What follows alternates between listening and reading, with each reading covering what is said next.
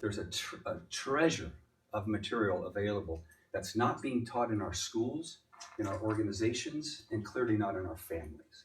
I'd like to share about 30 years of research with you that I've been going through, just to help you sort of connect some dots and to raise the awareness, which is our topic tonight.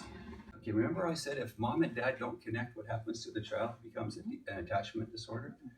When that child grows up and there's an attachment disorder, the child will become peer-centric instead of parent-centric. That means when they're 12, 13, and 14, they're going to get life's answers with other 12, 13, and 14-year-olds who know less than they do. And now we start teaching each other, hey, what did you know about this? I don't know, my parents are dysfunctional, but you don't know what I think? And that's how we start growing up. So we go from one dysfunction to another dysfunction, and then we pass it on generationally, called genetic or epigenetic transfers. So that's why we're doing that. In all fairness, when we medicate or cut, we never get to causation. So when we medicate, we're basically putting a Band-Aid over a festering wound that will continue to fester. And when we cut, we never took out the source, did we? So it will come back. That make sense? All right. Any questions on that? All right, we're just getting going. So what we're going to cover tonight is the first aspect of 5 component parts of emotional intelligence. I'm an emotional intelligence consultant. What that means is my job is to teach people social skills. Social skills that are not on the horizon. They're usually very little things. I call them micro skills. Now, we got a book on that. You just hold that up if you would, Jess. Thank you. It's called Listen and Lead. That whole book is nothing but little micro skills of things that we can do that we did not get taught in school, we didn't get taught in the home. And by the way, they were never on our horizon. The way I even found them was because I did everything that book would say not to do. I became an expert at what we call maladaptive behavior. So adaptive means it's working. Maladaptive means like malware, it's not working. So I was an expert at that side for a long time because my family of origin I traced it 4 generations deep in my behavior addictions. And I really didn't want my kids to be the 5th generation. So I did all I could to figure it out. This is my research. This is my awareness journal. Okay, so we're going to talk about social skills, starting with self-awareness. By the way, we have a test coming up here in just a second. I just wanted to increase the anxiety level. Did it work? Yes. Sweet, thanks. Okay, your job in self-awareness is to learn the skill of recognizing and understanding your emotions. That's called intrapersonal. Just you, framed around my kilt-laden friend. Okay, that's it. And if I do, I want to know what causes those feelings. Okay, for example, let's pretend Char's my sister. She has a unique ability to really trigger me. Okay, why? What is my basic malfunction that I constantly write a lease agreement to my sister to rent her my happiness for the next hour when we're together in the same house? So I'll do this for a second.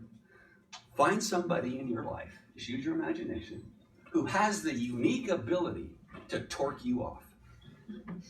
It shouldn't be hard. Look at that, quick, boom. We got that person, don't we?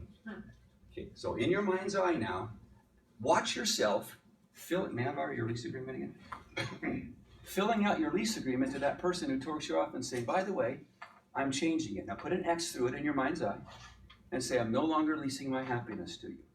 See yourself doing that now. And then we'll teach you how to do it in just a second. All right. Next, what impact do those emotions have on others? So let's say we're working together in the same organization, we're coworkers.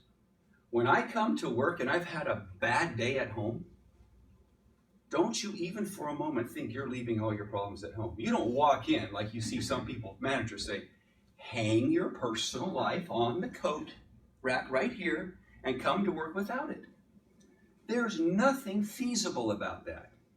You are the same at work that you are at home, or you are incongruent, and you will manifest that. So the idea is to learn principles that you can do at home and at work, and they work together. That's called integration. So if you first focus on self, we call it being self-centered. Just a quick story. So in the office today, just before I came over here, gal walks up to me and says, Richard, I don't think I like that self-centered thing. I'm not really comfortable with it. And this is a fairly religious person. I said, okay, help me understand why you say that. So she said, that's not what we're taught. We're taught it's, others first, and then maybe, so God, others, and then me. I'm kind of third in there. Gail Sayers wrote the book, I Am Third, right? Then I explained the following. So you understand when I say self-centered, this is what I mean. How can I have a good relationship with, let's just say if God's important to me, with my God, if I myself am completely screwed up? How am I going to get there? I'm full of addiction, I'm full of malware, and I'm not going anywhere quick, right? I keep going the wrong way. Pain keeps getting bigger, and every time I see an elephant, I turn around and run. So if you don't get yourself fixed, how can you get closer to the person that you want to? Now, next question is, who's ever flown in an airplane? Okay, got all right, great stable datum right there.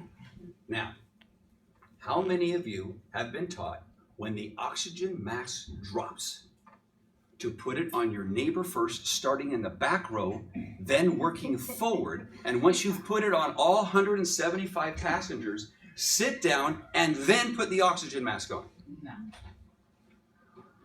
Yet that's what we do when others are first. It's what we do when we try to make sure everyone else is taken care of but ourselves. Fix yourself first with the intent to serve others, and you get the idea of being centered on self. That's why we're going. If you don't know what's happening to yourself, how can you do that? What impact do others' emotions have in return? I want to know why my coworkers trigger me. Or I want to know why I have a stomachache every time I walk around this particular person. That'd be important to know. Why does that little nuance that someone does just irk you? Wouldn't that be cool to be able to figure it out and just, no more, I'm not doing that anymore, no more lease agreements? Last thing, what impact on the world? Interpersonal. So, inter, inner relationships, personal relationships. Your goal is to start at the intra with yourself, then is to move to the next person, if that next person is your spouse or your God or whatever, and then your next priority is the group as a whole.